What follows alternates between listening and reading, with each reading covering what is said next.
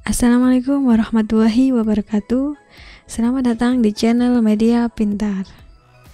Kali ini kita akan membahas tentang SKP Pertanian part 19 ya. Bagi teman-teman yang belum menonton part sebelumnya, silahkan ditonton ya. Oh ya, ini lanjutan dari part kemarin. Ini membahas tentang pertanian secara umum. Oke, langsung saja ya teman-teman, kita ke contoh soal. Nomor 51. Kemampuan biji untuk menangguhkan masa perkecambahan sampai pada saat dan tempat yang menguntungkan untuk tumbuh merupakan A. Viabilitas biji rendah, B. Masa dormansi biji, C. Masa fisiologis biji, atau D. Immature embrio. Baiklah, kita bahas satu-satu ya teman-teman. Untuk A, viabilitas biji itu merupakan daya kecambah biji yang berhubungan dengan pemasakan biji. Jadi A ini bukan ya. Untuk C, masa fisiologis biji itu berarti biji siap untuk berkecambah. Jadi C ini juga bukan. Untuk D, immature embrio, itu adalah kondisi di mana embrio belum matang, jadi belum siap untuk berkecambah. Jadi D ini juga salah. Nah, jawaban yang tepat adalah yang B ya teman-teman, masa dormansi biji, karena merupakan masa istirahat biji sampai kondisi menguntungkan untuk tumbuh. Oke, sudah paham? Lanjut soal nomor 52. Tahapan pertumbuhan berikutnya setelah perkecambahan, di mana organ tanaman sudah mengalami pertumbuhan dan perkembangan merupakan A. Filotaksis, B. Fase juvenil, C. Zona meristematik, atau D. Xilem.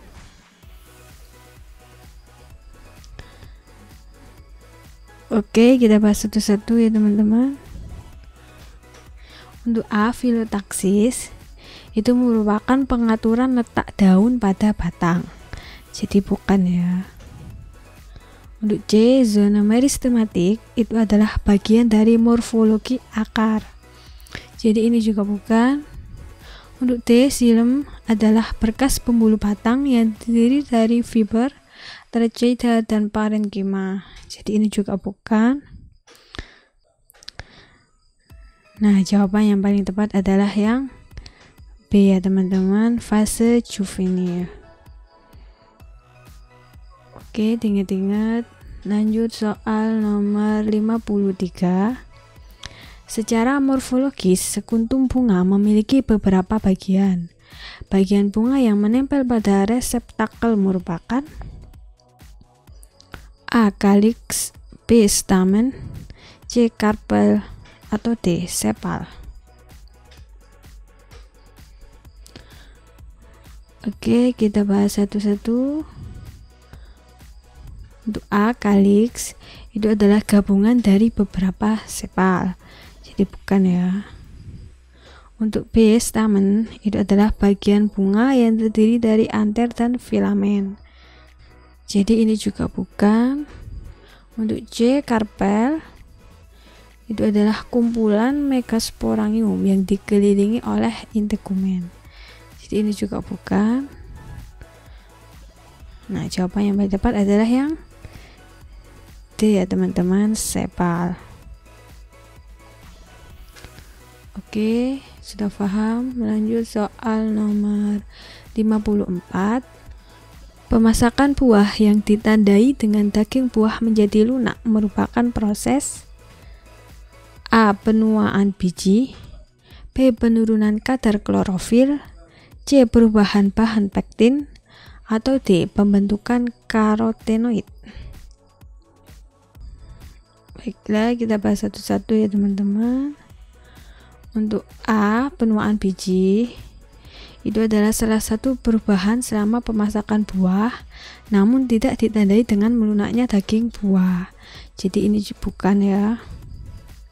Untuk B, penurunan kadar klorofil itu adalah proses perubahan pigmen dan aroma akibat penurunan kadar klorofil, Jadi ini juga bukan.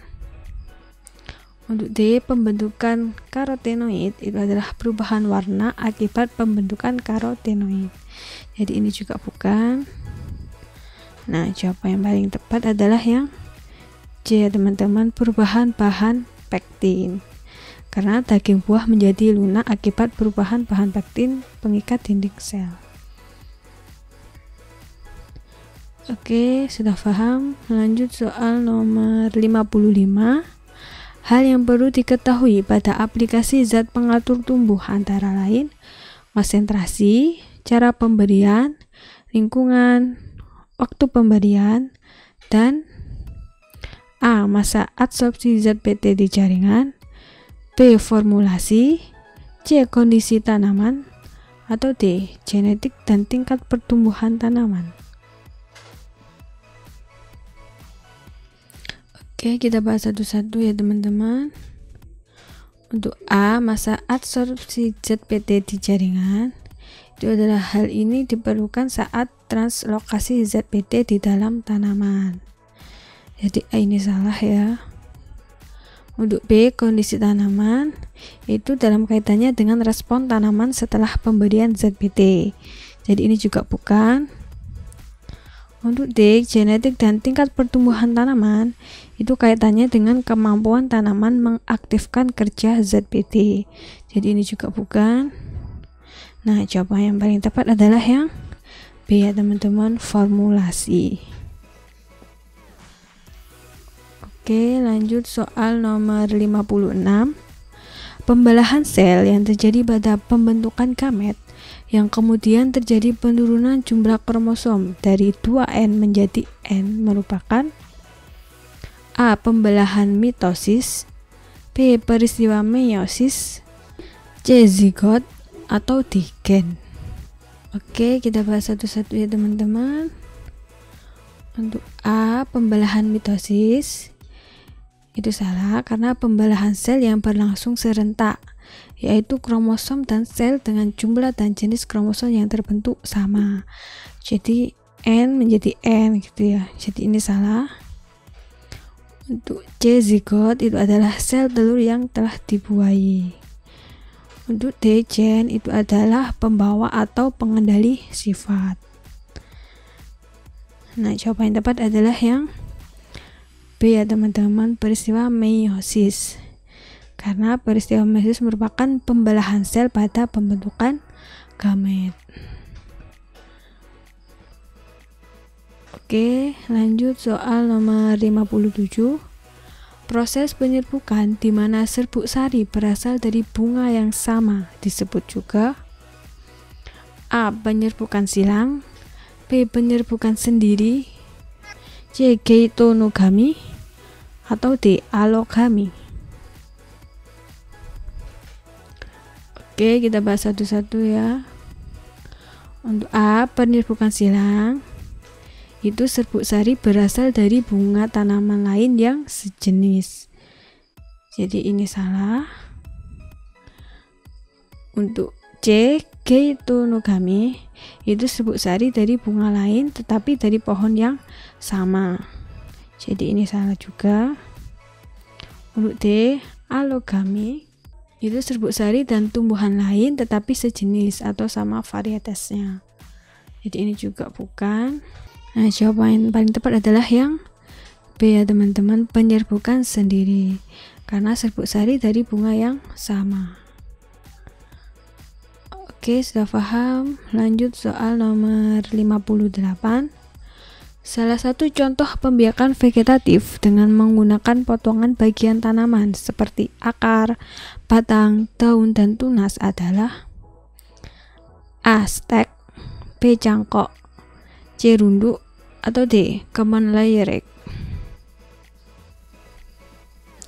Baiklah, ini pertanyaan pasti teman-teman sudah tahu ya. Tapi kita bahas satu-satu. Mungkin untuk B, cangkok, itu adalah pembiakan dengan merunduk yang membutuhkan pembungkus cabang. Untuk C, runduk, itu pembiakan dengan merunduk hampir sama dengan mencangkok, hanya saja merunduk tidak membutuhkan pembungkus cabang. Untuk D, common layerek, itu merupakan cara perbanyakan dengan merunduk dengan mengatur letak cabang berselang-seling. Ada yang berada di atas tanah dan juga berada di dalam tanah. Nah, untuk stack ini adalah jawaban yang paling tepat. Oke, sudah paham ya teman-teman? Lanjut soal nomor 59. Teknik kultur jaringan dengan menggunakan explant dari jaringan muda adalah A. Meristem culture, B. Embryo culture, C. Protoplast culture, atau D. Chloroplast culture. Oke, untuk explant dari jaringan muda, itu jaringan muda kan nama lainnya dari meristem. Jadi jawaban yang tepat adalah yang A ya teman-teman, meristem culture. Karena kalau B, embryo culture, itu artinya explant embrio biji. Untuk C, protoplast culture, itu artinya explant dari protoplasma. Kalau chloroplast culture itu artinya explant dari chloroplast. Oke, sudah paham ya? Lanjut soal nomor 60. Nama alat yang berfungsi untuk mensterilkan alat dan bahan kultur jaringan, dan alat tersebut juga dapat diatur suhu dan tekanannya adalah A. Encas, B. Autoclave, C. Neraca analitik, atau D. Meja pengkocok. Oke, kita bahas satu-satu ya teman-teman. Oke, untuk A. Encas itu merupakan meja yang steril untuk melakukan kerja kultur jaringan. Jadi ini salah ya. Untuk C. Neraca analitik merupakan alat yang digunakan untuk menimbang bahan yang digunakan untuk membuat media tumbuh. Jadi C ini juga salah. Untuk D. Meja pengkocok itu merupakan meja yang dapat bergoyang secara horizontal dengan gerakan maju mundur. Jadi ini juga bukan. Nah, jawaban yang paling tepat adalah yang B ya teman-teman, autoclave. Oke, ingat-ingat. Sudah paham ya? Sekian video dari saya. Terima kasih, semoga bermanfaat. Jangan lupa subscribe channel Media Pintar. Semoga teman-teman bisa mendapatkan nilai terbaik pada saat tes SKB nanti dan menjadi ASN tahun ini. Oke, sampai jumpa. Bye-bye. Wassalamualaikum warahmatullahi wabarakatuh.